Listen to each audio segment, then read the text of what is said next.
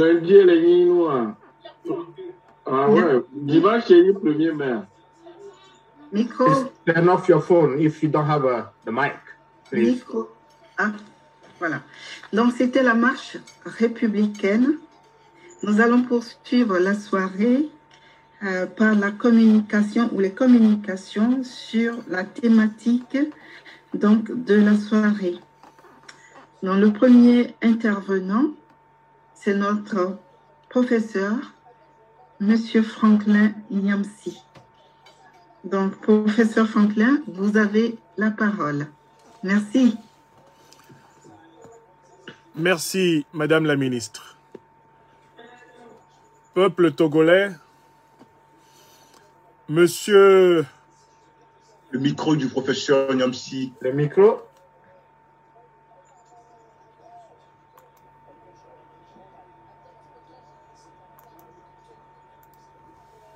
Hop. Donc, je vais l'activer. Un instant. Activer. Votre micro, professeur? Oui. Votre micro. Oui, je suis en train de l'activer. Le micro. Faut démuter. Hop. Peut-être que c'est Ah, ici en bas. Peux, non, je peux. Non, non, c'est moi qui dois le faire. Hop, ici. Professeur Nyamsi, voilà. Ah, c'est bon. Oui. Peuple togolais, Excellence, Monsieur le Président démocratiquement élu de la République africaine du Togo, cher doyen, docteur Gabriel Agbeyome Messan Kodjo, Monsieur le Premier ministre Ben Djagba, du gouvernement légitime du Togo, je voudrais ici aussi saluer notre Père bien-aimé, fils de la parole, fils du Logos, l'archevêque Podro, aujourd'hui en exil. Mesdames et messieurs les ministres du gouvernement légitime du peuple togolais, chers invités en vos grades et qualités, peuple togolais des campagnes, peuple togolais des hameaux et villages, peuple togolais des villes, peuple togolais des diasporas, grand Togo africain. Je voudrais remercier mon frère et ami, le ministre de la Justice du Togo, Maître Iou, et encore plus, le président de la République du Togo, le docteur Agbeyome Kodjo, de m'avoir fait l'honneur d'accompagner pendant quelques minutes ce soir l'une des plus grandes patries africaines. Une grande patrie africaine en souffrance, la patrie togolaise. Oui, Monsieur le Président, fils de l'Afrique, je suis et je vis tous les jours le mythe osirien du partage et du sacrifice. Un jour de 24 heures, par la grâce de nos ancêtres angélisés et par-dessus tout de Dieu le Tout-Puissant, ne suffit plus à votre cadet que je suis. Il se fait donc que, parfois, le peuple togolais m'a appelé, et hélas, n'étant pas doué d'un don d'ubiquité, que le Seigneur nous accordera peut-être plus tard, je n'ai pas toujours pu répondre. Mais au moment de prendre la parole pour dire quelques mots sur le thème que vous m'avez suggéré, je voudrais dire au peuple togolais que la voix du cœur est celle qui unit les âmes et que les corps passent, les passions éphémères de la terre passent, mais les âmes qui se sont mises au service du bien sont liées à jamais dans l'œuvre du Tout-Puissant et dans la chaîne d'union et bien de nos ancêtres angélisés et de toutes les sociétés des mondes qui, après cette vie, attendent ceux d'entre nous qui auront œuvré pour le bien et pour la création continuée. Tous les jours, le peuple du Togo bat dans le cœur de tout Africain informé. Tous les jours, la souffrance du peuple du Togo est celle de chaque Africaine et de chaque Africain un tant soit peu éveillé. Le Togo n'est pas seul, ni ici-bas, ni au-delà. Le gouvernement togolais en exil est celui que les Africains aiment. Le gouvernement togolais en exil est celui que les Africains connaissent. le gouvernement togolais et tous les fils et les filles du Togo qui souffrent à l'intérieur et à l'extérieur du Togo sont ceux que l'Afrique aime et ceux que le monde regarde. Car ils sont serviteurs de la gloire de nos pères et de nos mères défunts. Ils sont serviteurs de la vérité et justice. Ils sont serviteurs de la solidarité et de l'amour. Œuvre qui ne s'efface jamais dans l'écume des siècles. Monsieur le Président, Monsieur le Premier ministre, et vous tous en vos grades et qualités, il m'a été demandé de tresser quelques mots, de servir un temps soit peu la parole en vous parlant des indépendances aux nouveaux équilibres mondiaux et des enjeux de la Renaissance africaine. Pour les besoins de cette cérémonie qui célèbre la grande espérance du peuple togolais, je m'imposerai le devoir d'être bref. Premièrement, la notion d'indépendance est une notion absurde si on la prend au sens littéral. Car rien n'est indépendant. Regardez, pour que je parle, il faut que vous soyez là à m'écouter. Et pour que vous m'écoutiez, il faut que je sois là à parler. Rien que ce symposium prouve que nous sommes dépendants les uns des autres. Je dépends de l'ordinateur qui est placé devant moi. Nous dépendons du circuit électrique qui alimente nos machines. Le règne végétal, le règne animal, le règne humain, le règne gazeux, les règnes angéliques, les mondes supérieurs sont connectés. La réalité universelle est plutôt celle de l'interdépendance.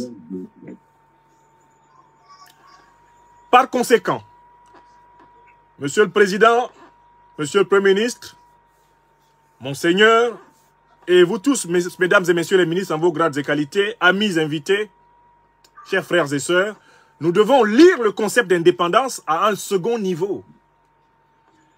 Car dans ce concept, il y a quelque chose qui renvoie à la notion d'unité.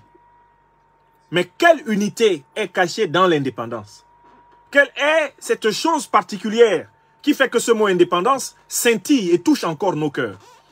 C'est que dans l'indépendance, il y a l'idée que l'être humain est de tous les vivants de cette planète, celui qui est en ressemblance de l'un primordial, de l'être des êtres, du Créateur.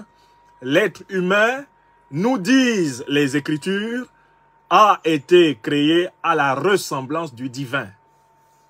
Il y a quelque chose d'un en tout être humain. C'est que tout être humain est une personne, c'est un être unique. Or, qu'est-ce que c'est qu'une personne? C'est un être qui a en elle-même une étincelle du divin, qui a son centre en elle-même.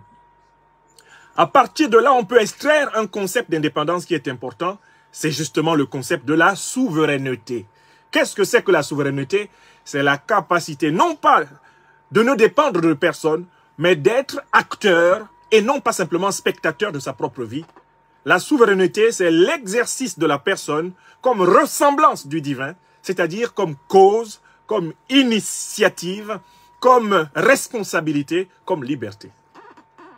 Une liberté toujours relative, une liberté toujours connectée aux autres. Ce dont il est question aujourd'hui pour le Togo, et ce dont il est question pour toute l'Afrique francophone, pour toutes les anciennes colonies françaises et pour tous les territoires sous tutelle.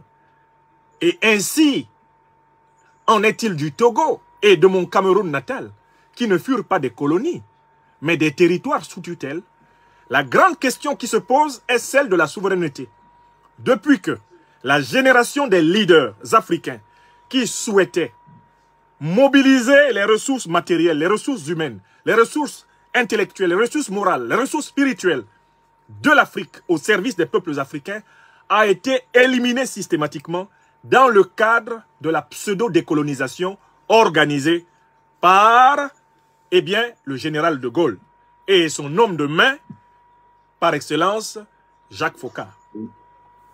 La question qui se pose depuis lors est comment le peuple africain, comment les peuples africains, et notamment dans le giron francophone, peuvent redevenir acteurs de leur propre histoire et non pas spectateurs de leur propre histoire. Alors, qu'il me plaise de vous dire qu'il n'y a que deux possibilités qui s'offrent sur le plan pratique à ces peuples. La possibilité de la lutte interne, Donc la mobilisation de millions de citoyens pour vaincre les satrapes reptiliens, comme je les ai nommés, qui tiennent en otage le Togo, le Cameroun, le Gabon, le Congo, la Côte d'Ivoire, le Tchad. Mobilisation populaire de citoyens déterminés à faire que gouverne ce que le peuple a choisi. Et dans le cas d'espèce, au Togo, le président Abe Ome Kodjo et son gouvernement légitime. La première voie est celle de la lutte interne.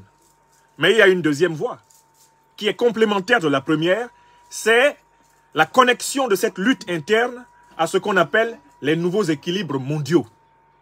Mais quels sont les nouveaux équilibres mondiaux? La guerre d'Ukraine les dessine clairement sous nos yeux. Il y a deux conceptions qui dominent le monde.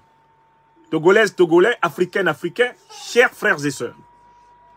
Il y a l'idée selon laquelle le monde doit être unipolaire.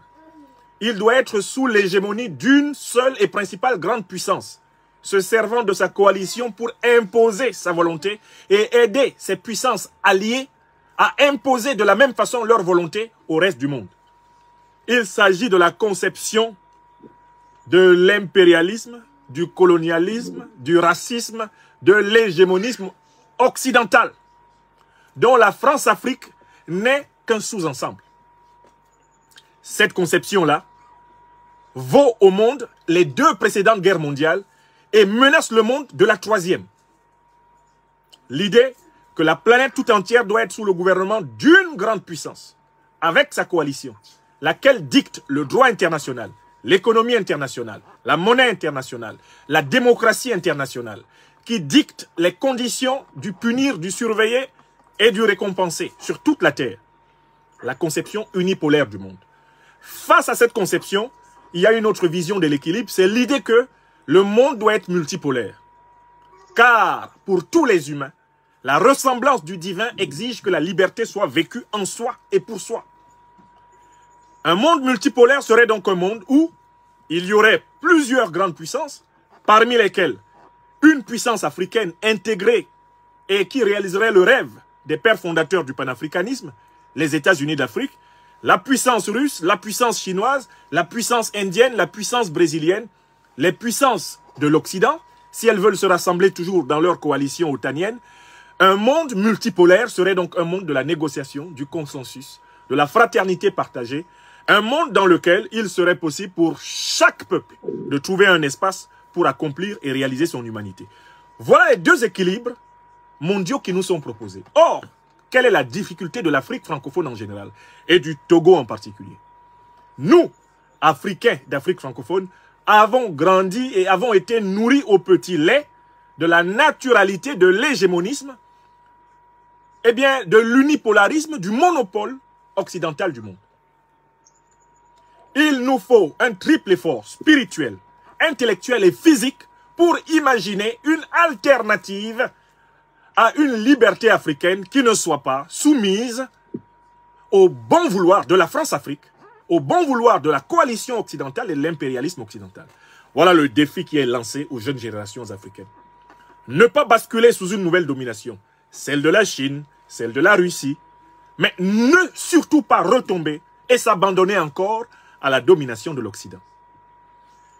Dès lors, ce que nous propose l'initiative togolaise, du moins telle que j'ai pu la comprendre, c'est l'idée d'avoir la patience de construire la souveraineté du peuple togolais par la mobilisation la plus large possible des Togolais et par l'écoute et par, en quelque sorte, l'usage de la force du temps et de l'esprit. Car on ne peut donner d'indépendance au sens de la souveraineté à un peuple que si la lutte pour cette indépendance et pour cette souveraineté est passée par l'essentiel de ce peuple, de telle façon qu'il se sente désormais responsable de ne plus jamais s'abandonner à une quelconque forme de servitude. Je voudrais conclure là-dessus.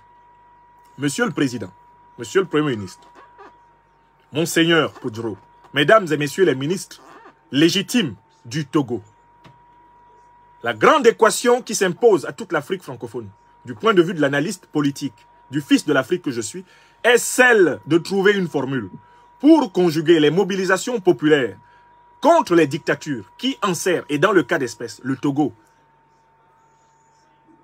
et d'autres pays africains, trouver une formule qui mette ensemble les luttes internes de ces peuples-là pour accéder à une véritable souveraineté avec la construction du monde multipolaire.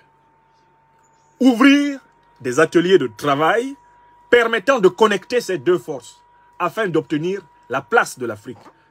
Et dans l'Afrique, bien sûr, la place de l'immense Togo. Le Togo, terre de grands lettrés, terre de grandes Africaines et de grands Africains, ne mérite pas le régime archaïque qui lui est imposé. Aucun pays africain ne mérite les régimes archaïques qui lui sont imposés. Mais nous avons le devoir et de la lutte et de l'intelligence. Il me semble que c'est cela qui sera béni par le Tout-Puissant et c'est cela qui parviendra à nous par la voie ressuscitée, la voie renaissante de nos ancêtres angélisés qui sans doute frémissent de joie ce soir à voir le Togo conscient rassemblé, l'Afrique consciente rassemblée au chevet d'une de ses plus grandes terres. Monsieur le Président, Monsieur le Premier ministre, Monseigneur, Mesdames et Messieurs les ministres, peuple togolais, béni soyez-vous. Je vous remercie.